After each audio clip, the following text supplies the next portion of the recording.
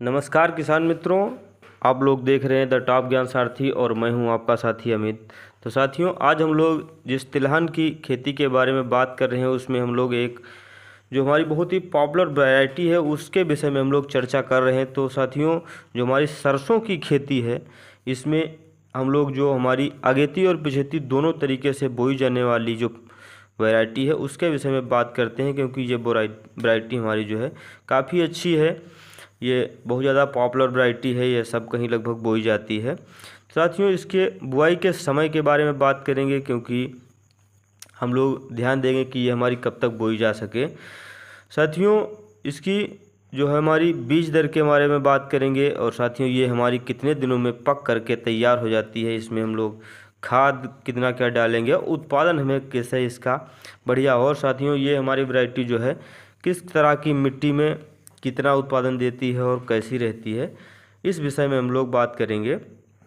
साथियों, इस वीडियो में हम जिस कंपनी के बारे में बात कर रहे हैं सरसों के, तो उसमें हम लोग कंपनी का प्रचार नहीं कर रहे हैं। हम केवल ये किसानों की जानकारी के लिए वीडियो बना रहे हैं, क्योंकि हमारे काफ़ी किसान इस वैरायटी को लगाते हैं, तो हम केवल किसानों की जानकारी के लिए ये वीडियो बना रहे हैं। साथियों, ये एक हाइब्रिड सरसों का बीज है।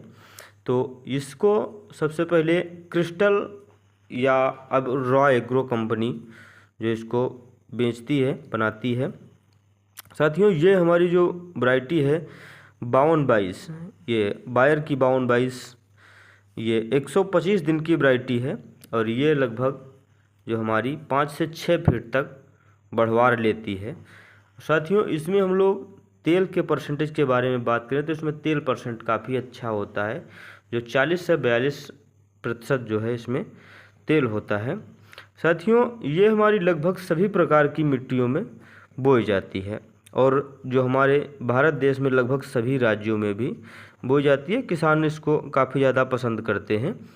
साथियों, इसकी कीमत के बारे में बात करें तो ये कीमत तो लगभग हर जगह हर प्रकार की मिलती है, क्योंकि कहीं पर इसकी कीमत ज़्यादा होती है तो कहीं पर कम होती है। तो एक औसतन इसकी कीमत के बारे में बात करें तो ये लगभग 800 रुपये से लग कर के 1000 रुपये तक इसकी कीमत रहती है, जो सब कहीं अलग अलग होती है।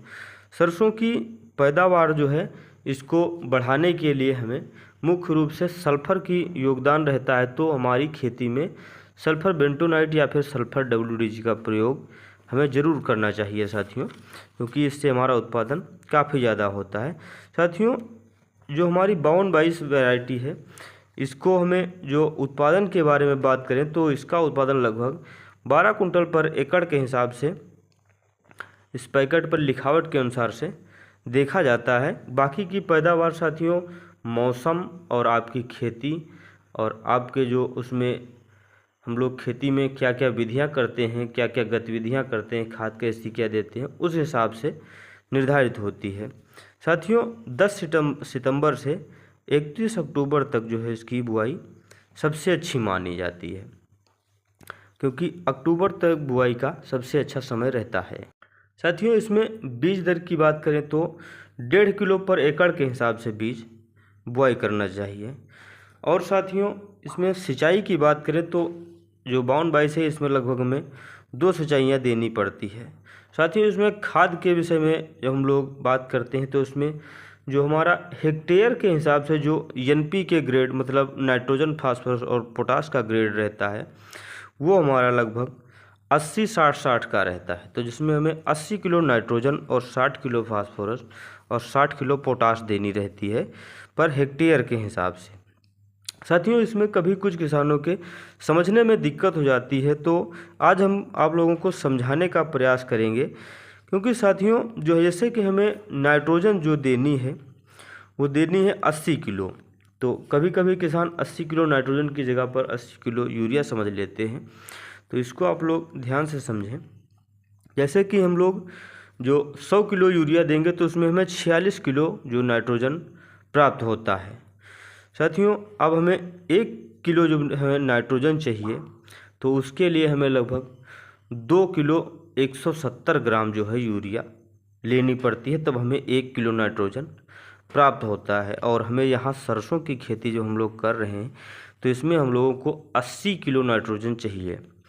तो इसके हिसाब से हमें लगभग 173 किलो जो हमें यूरिया डालनी पड़ेगी खेत में। और साथियों ये 173 किलो यूरिया हमें डालनी पड़ेगी 1 हेक्टेयर में, मतलब कि हमें 2.47 मतलब 2.5 एकड़ ज़मीन में 173 किलो यूरिया। तो इस हिसाब से जो हमारा 1 एकड़ है उसमें हमको 70 किलो यूरिया डालनी चाहिए। तो इसमें हम लोग जो बुआई के समय में यूरिया डालेंगे उसमें 20 किलो डाल लेते हैं, और जब हम लोग पहली खाद देते हैं उसमें 30 किलो, जो दूसरी खाद देते हैं उसमें 20 किलो। इस हिसाब से हम लोग डालेंगे तो हमारा नाइट्रोजन की पूर्ति अच्छी बनी रहेगी। साथियों धन्यवाद साथियों।